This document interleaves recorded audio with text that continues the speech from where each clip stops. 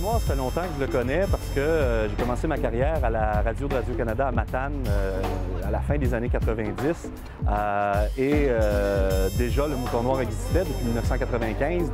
Rédacteur en chef du journal Le Mouton Noir. Vous connaissez le Mouton? Oui, je connaissais. Puis j'ai fait un bref séjour dans la fonction publique quand j'étais à Ottawa. J'étais analyste média au bureau du conseil privé. Donc, on faisait des revues de presse pour le premier ministre à cette époque-là. Et j'étais dans la section journaux d'opinion.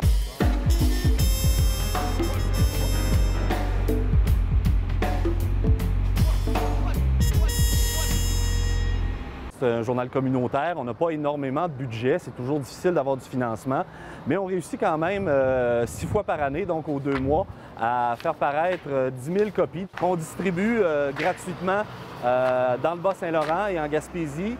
Et il est vendu aussi au niveau national à Montréal. On a 300 points de vente Québec-Montréal. Ce qu'on fait, c'est qu'on envoie des appels de texte à chacune des parutions, donc 1 mois avant la parution. On envoie ça à ceux qui, depuis toujours, écrivent. Et bon, ils s'en rajoutent toujours. On n'est pas dans l'hyper-local. Moi, j'appellerais pas ça de l'hyper-local. Au contraire, même, on va plutôt privilégier des enjeux, des dossiers qui, bon, d'abord touchent toute la région parce qu'on est distribué partout, mais on veut aussi que le Mouton Noir serve de vitrine, si on veut, aux gens d'ailleurs aussi. La place du journal, la place qu'il avait au début et la place qu'il tente de prendre encore aujourd'hui, l'idée est la même, donc de défendre les enjeux citoyens, de donner la parole à ceux qui n'ont pas de parole, qui n'ont pas d'endroit où la diffuser.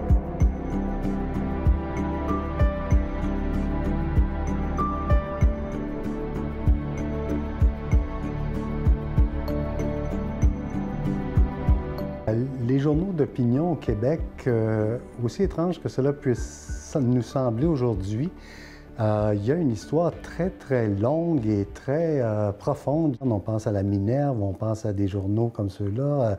C'est quand on s'intéresse un peu à l'histoire du Québec, surtout à la fin du 19e siècle, début du 20e siècle, on découvre comme ça là, toute une gamme de petits journaux d'opinion.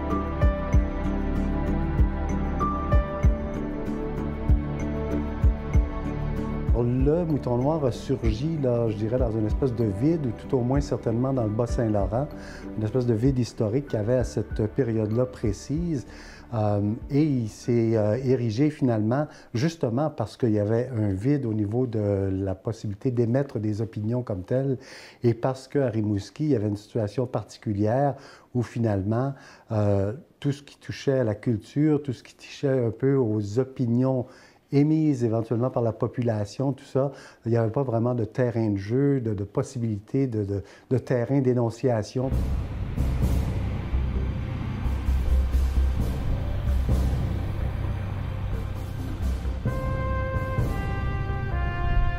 Le Mouton Noir a été un peu fondé suite à une boutade parce que moi j'avais soumis un texte au journal hebdomadaire de Rimouski. Le texte a été refusé en disant que c'était trop long, faisait à peu près 1,5 pages. Et en sortant, j'ai dit comme ça, j'ai dit, je vais en partir un journal, ils ne pourront pas refuser mes textes. Puis ça donnait qu'il y avait le sempiternel dossier de la salle de spectacle de Rimouski qui ne débloquait pas après 25 ans. Il y avait une clique qui variait, qui ne voulait pas d'une salle de spectacle au centre-ville. Il y en a qui la voulaient sur la 2e rue, derrière l'université. D'autres la voulaient derrière le centre des congrès, l'hôtel Rimouski, pour profiter de la construction d'une salle de spectacle pour déménager le garage municipal. Le Mouton Noir a vraiment canalisé, je dirais, tous ceux qui étaient en faveur de la salle de spectacle et a vraiment eu une influence pour que ça débloque. Ils ne pouvaient plus charrier leur désinformation comme avant parce qu'il y avait maintenant quelqu'un de collectif, un journal qui était en mesure de leur répondre et de leur répondre avec des arguments. Puis 3 ans après, bien là, il y avait vraiment quelque chose qui se passait, puis la salle a été inaugurée en 2005.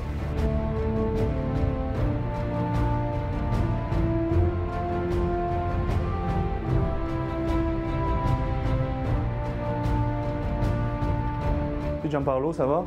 Oui. OK. Sa facturation. Bon. C'est toujours le même message qu'on a dans le fond, c'est de garder toujours un œil critique sur ce qui se fait, sur ce qui est établi, que ce soit les partis politiques, les grands acteurs économiques, d'avoir cet œil critique-là, de remettre en cause. C'est pas tout qui est mauvais, mais il faut se poser la question. Et un journal comme Le Mouton Noir donne l'occasion de se les poser, ces questions-là. On n'a pas du tout la prétention d'arriver avec les réponses dans ce journal-là, mais plutôt de donner l'occasion aux gens de poser les questions, d'éveiller les consciences de ceux qui ne s'étaient peut-être pas posé cette question-là. Après ça, le débat est ouvert.